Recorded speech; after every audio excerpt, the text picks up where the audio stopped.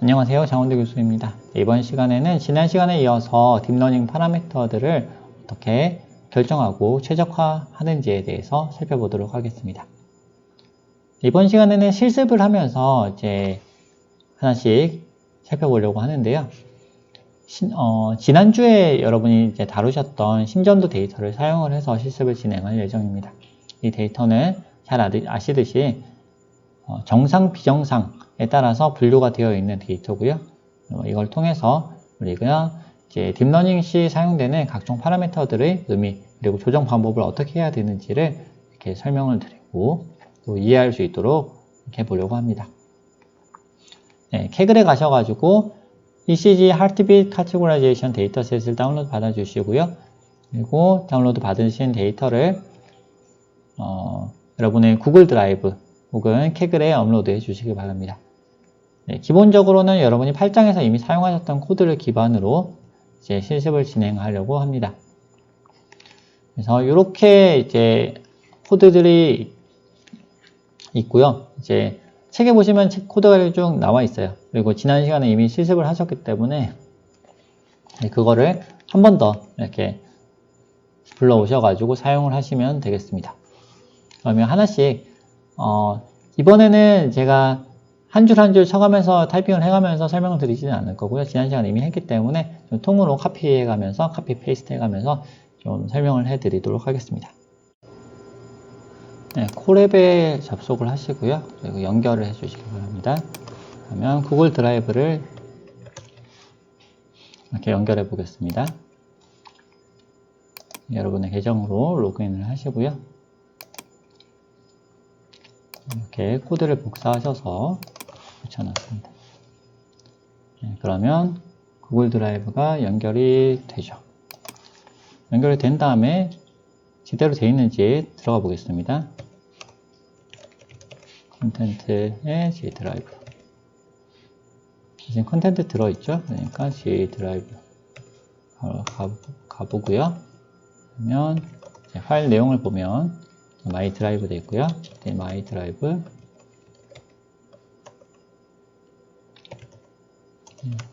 이렇게 보시면 이거는 다 다르겠죠? 네. 그 다음에 저는 여기서 cd 콜앱 로드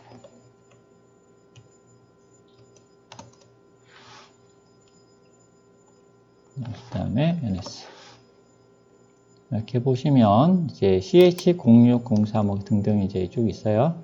네, 요거는 뭐 물론 저만 이렇습니다. 여러분은 여러분의 폴더가 다를 겁니다. 그 다음에 여기서 저는 ECG라는 폴더가 있어요.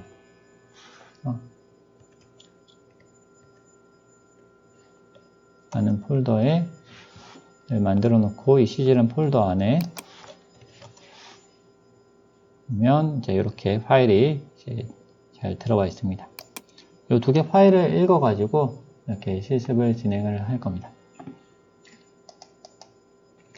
자, 그러면 각종 이제 라이브러리들을 임포트를 해야 되겠죠? 임포트를 해 보겠습니다.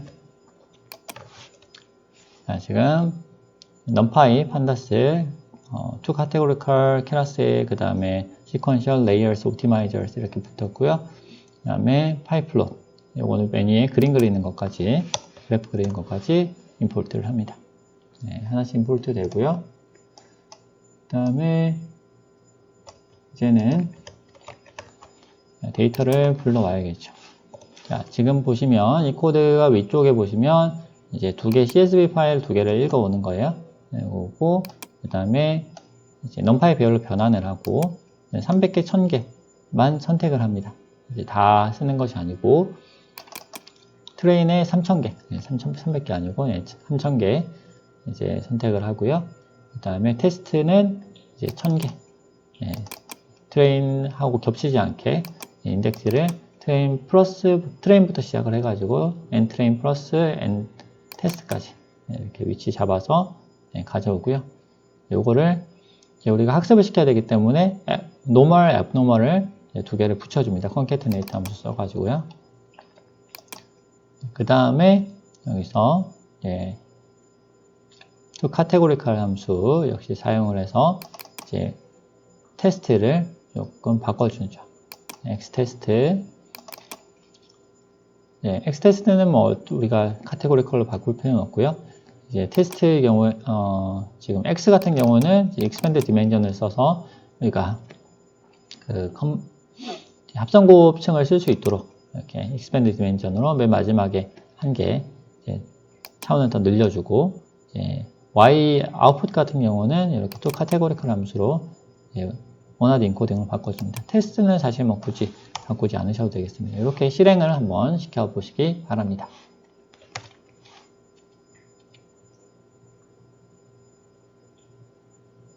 네, 이렇게 실행을 시키시면 데이터가 안에 잘 들어가 있을 겁니다.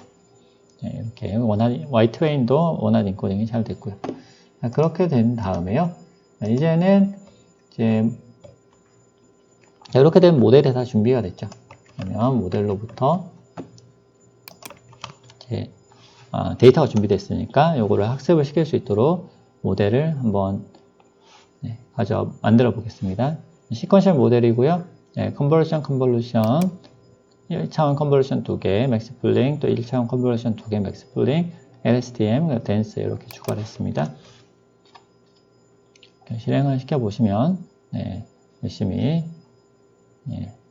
실행이 돼서 만들어졌습니다. 지금 LR 아규먼트가 지금 쓰지 않는다고 되어 있는데, 여러분 책에 하면 제가 바꿔놨을 거예요. 러닝 레이트.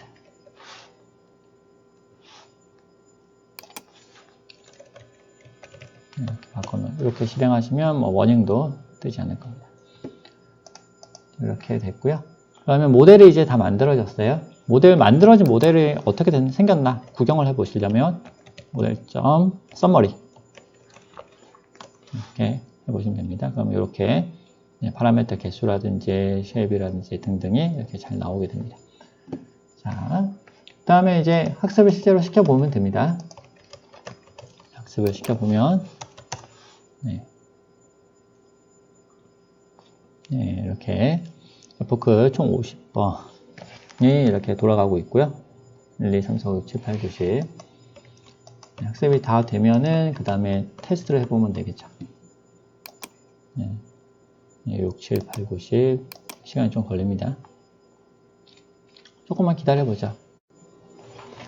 학습이 완료가 됐습니다. 이제 지금 트레이닝 애큐러시가 96.3%, 밸리데이션 애큐러시가 지금 89%. 할 때마다 조금씩 달라지거든요. 그래서 여러분도 아마 다르게 나오실 수 있습니다. 지금 많이 돌린다고 항상 좋은 건 아니에요. 보시듯이 그렇습니다. 자, 그러면 테스트를 진행을 해보도록 하겠습니다. 테스트는 이런 코드로 진행을 합니다. 여기 보시면 predict, 테스트를 넣어서 predict 하고요. 그 다음에 argument max 5 그렇게 하면 5의 값이 무엇인지 알 수가 있겠죠. ytest는 아까 우리가 원하드 인코딩을 안 했기 때문에 이건 빼겠습니다. 그 다음에 그러면 두 개를 비교해서 ytest 5하고 같은지 다른지 비교해서 같다라면 true, 다르다면 false 나오겠죠. 그러면 나오는 값을 true인 경우만 다 합산하면 sum하면 우리 sum하고 전체 테스트 데이터 개수를 나눠주면 정확도가 나올 겁니다. 돌려보면요. 93.5% 나왔습니다. 밸리데이션하고 또 조금씩 다르죠. 왜냐하면 밸리데이션에 사용된 데이터하고 테스트에 사용된 데이터가 다르기 때문에 그렇습니다. 또 새로운 데이터를 가져와서 테스트를 한다면 또 결과는 또 달라질 수가 있습니다. 지금 93.5%라는 특별히 나쁘지 않은 이런 성능을 보였는데요. 그럼 이 상태에서 그러면 우리가 바꿀 수 있는 파라미터의 종류가 어떤 것들이 있을지 좀 살펴보도록 하겠습니다.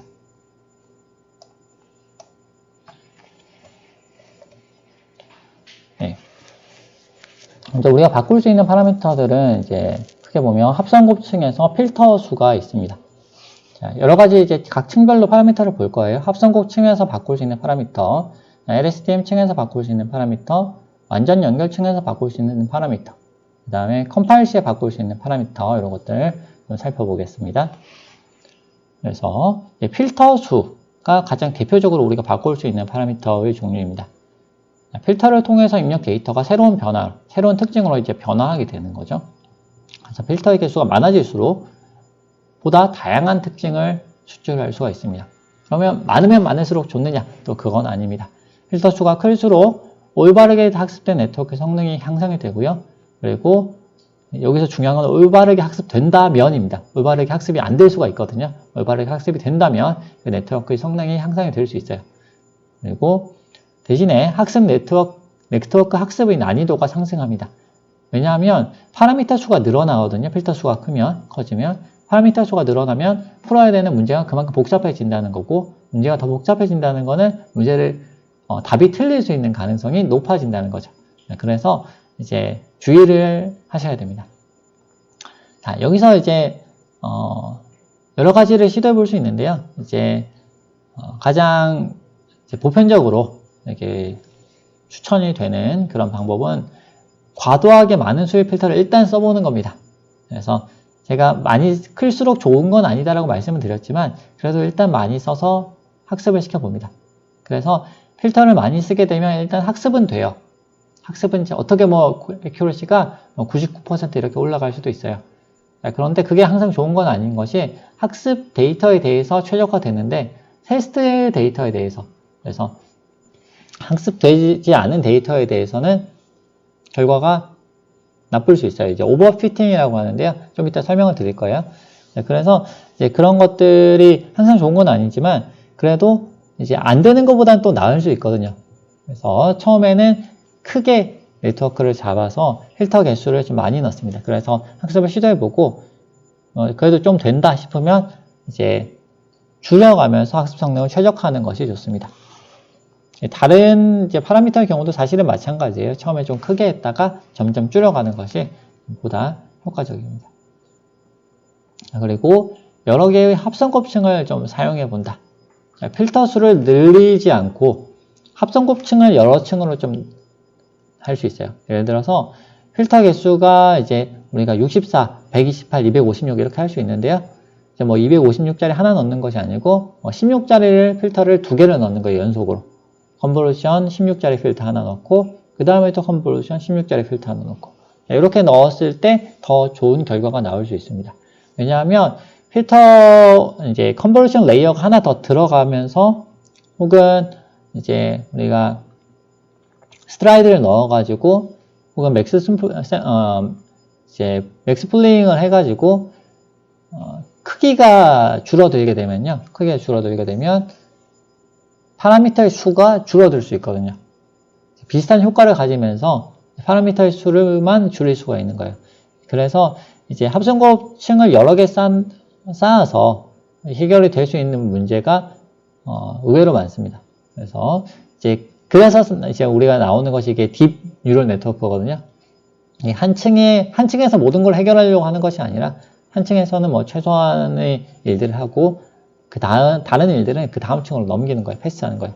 그래서 점진적으로 일을 해 나가면서 조금 더 네트워크가 딥해지지만 오히려 파라미터의 수는 줄어들 수 있다. 라는 부분 이렇게 설명을 드립니다. 자, 그 다음에 우리가 조정을 할 수 있는 것이 커널 크기입니다. 필터의 개수, 아까는 필터의 개수예요. 요거는 필터의 개수고, 요거는 필터의 크기예요. 커널의 크기. 자, 가중치 배열이 얼마나 큰가? 보통 3x3 이렇게 많이 쓰는데 이미지가 큰 이미지를 다뤄야 될 수도 있어요. 작은 이미지를 가지고 한다면 3x3으로 넉넉할 수 있는데 이제 우리가 인정 이미지가 좀 커지고 이미지를 그렇다고 좀 작게 줄여가지고 학습을 시키기에는 좀 적절하지 않다. 이미지를 너무 줄여 놓으면 이게 어떤 이미지인지 알아먹기가 힘들다. 라고 한다면 필터 크기를 좀 키워야 되겠죠. 그래서 필터 크기를 3x3으로 할 것이냐, 5x5로 할 것이냐. 요거에 따라서 결과가 달라집니다. 자, 요거는, 결정하는 거는 사실 그렇게 어렵지는 않아요. 왜냐하면, 그 이미지 안에서 어디까지 볼 것인가 하는 거거든요. 특징을 계산할 때 바로 옆에 있는 것만 볼 것이냐 아니면 좀 더 멀리 있는 것까지 볼 것이냐. 보통은 어지간한 이미지 같은 경우는 바로 옆에 있는 거 보는 거 3x3이면 바로 옆에 있는 것만 보는 거거든요. 바로 인접한 것만 보는 것으로 사실은 대부분 충분하고요. 여기서 이미지가 좀 커지면서 뭔가 좀 더 멀리 좀 봐야 될 것 같아. 그러면 이제 5x5, 7x7 이 정도만 하더라도 일반적으로는 크게 문제는 없습니다. 네, 그래서 여기서 알아두셔야 될 거는 커널 크기가 클수록 넓은 범위를 포함하는 특징을 추출한다는 거고요. 대신에 학습해야 되는 파라미터의 수도 증가하고 학습 난이도도 상승합니다. 커널 크기가 작을수록 지엽적인 특징을 추출하게 되는 거죠. 네, 커널 크기를 1로 하는 경우도 있습니다. 네, 1이 가장 작은 크기가 되겠고요. 가장 큰 크기는 정해져 있지는 않습니다. 보통은 7x7, 9x9, 9 곱하기 9, 이 정도로 그 이상 가는 경우는 그렇게 많지는 않은 것 같습니다. 자, 그 다음에 여러분이 사용하실 수 있는 게 활성화 함수예요. 아까 지금 conversion 1D라고 하는 우리가 코드에서 보면 이런 식으로 나와 있죠. filters 라고 되어 있고 여기 8 그러면은 필터 개수는 8이다. 커널 크기가 얼마냐? 3이다. 여기 3 곱하기 3일 수도 있고요. 이제 2차원인 경우에는 우리는 지금 1차원 데이터를 다루고 있기 때문에 1차원인 경우에는 그냥 하나만 3 이렇게 하면 되겠습니다. 2차원인 경우에도 3 이렇게 적어도 돼요. 그렇게 하면 그냥 3 적으면 알아서 3 곱하기 3으로 이해를 해줍니다. 자, 그 다음에 이제 활성화 함수.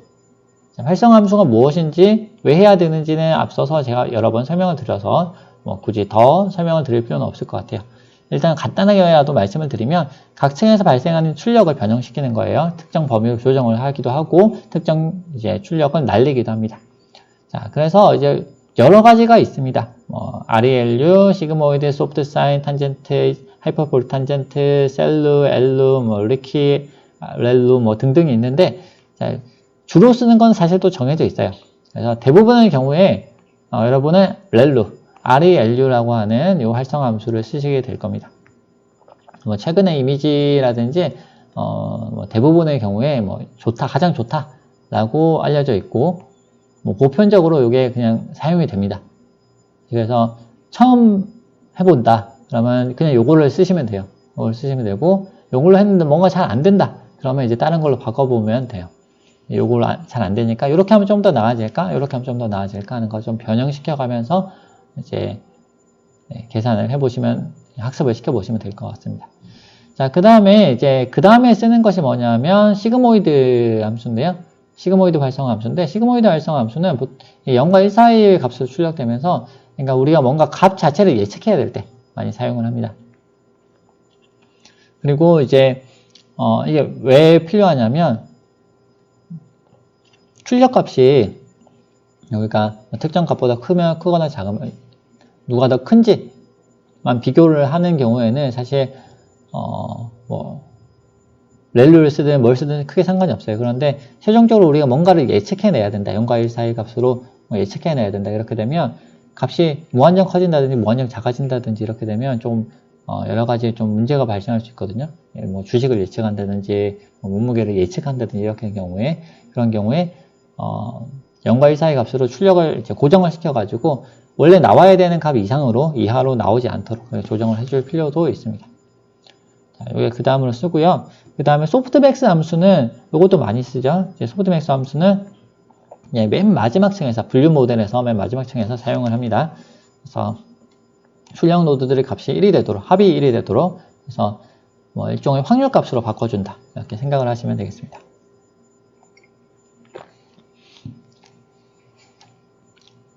네, 여기 파라미터에 어떻게 사용하는가 하는 거는 여기 코드에 나와 있는 부분이 있죠. 요거를 액티베이션은 해가지고 다운표해서 요 안에다가 요 값을 코드를 그냥 집어넣으면 되겠습니다. 셀루, 탄젠트 등으로 바꿔보시면 이제 다른 결과가 나올 겁니다. 여기 중에서 이제 리키렐루 같은 경우는 좀 별도 네트워크층으로 사용을 해야 돼요. 요거 같은 경우에 리키렐루는 생긴 게 조금 다른데요. 얘는 이렇게 액티베이션 파라미터 값을 바꾸는 것만으로는 사용할 수는 없고 아래와 같이 이렇게 추가를 해주셔야 됩니다. 액티베이션은 none, 그 다음에 layers.ricky.relu 이렇게 추가해 주셔야 되겠습니다. 네, 책에 보시면 이제 각각 구장 말고 6장에 보시면 이렇게 각 활성화 함수별로 어떻게 생겼는지, 활성화 함수들이 어떤 식으로 생겼는지 이렇게 잘 나와 있습니다. 참고하시면 되겠습니다. 그 다음에 이제 풀링층에서 이제 여러분 또 파라미터를 조정하실 수 있어요. 풀링층 이렇게 쓰죠. 맥스 풀링 해놓고 풀 사이즈하고 스트라이드 여기 두 개가 있죠. 풀 사이즈를 어떻게 할 것이냐, 스트라이드를 어떻게 할 것이냐. 그리고 풀링칭을 우리가 보통 맥스 풀링을 쓰는데 다른 풀링들도 있거든요. 자, 좀 살펴보겠습니다. 맥스 풀링, 그 다음에 에버리지 풀링, 글로벌 맥스 풀링, 글로벌 에버리지 풀링 이렇게 있어요. 자, 크게 보면 로컬하고 글로벌이 있어요. 로컬 같은 경우는 이제 그 인접한 애들만 가지고 이제 로컬로 이제 풀링을 하는 거고요. 이제 글로벌 풀링 같은 경우는 전체 데이터를 가지고 풀링을 합니다. 그래서 지금 글로벌 풀링 같은 경우는 사실 그렇게 많이 저 같은 경우는 사실 아직 한 번도 안 써봤어요. 이제 그냥 뭐 이런 게 있다라는 것만 알고 있고 해보진 않았고, 대부분 여러분이 이제 로컬 풀링을 쓰게 됩니다. 맥스 풀링, 그 중에서 이제 종류가 우리가 맥스 풀링, 그 다음에 에버리지 풀링, 뭐 민 풀링도 있습니다. 최소 풀링, 민 풀링도 있는데요. 이제 무엇을 쓰느냐 하면은 이미지를 쓰는 경우에는 보통 맥스 풀링을 습니다. 왜냐하면 이미지 같은 경우에 이제 풀링을 하게 되면은 이제 줄어들잖아요. 값이 줄어드는데 크기가 이제 10짜리 벡터가 있었는데 풀링을 하면 이게 5로 줄어들고 그러잖아요. 그런데 어떻게 줄일 것인가? 좀 더 중요한 정보를 남기고 중요하지 않은 정보는 빼야겠죠.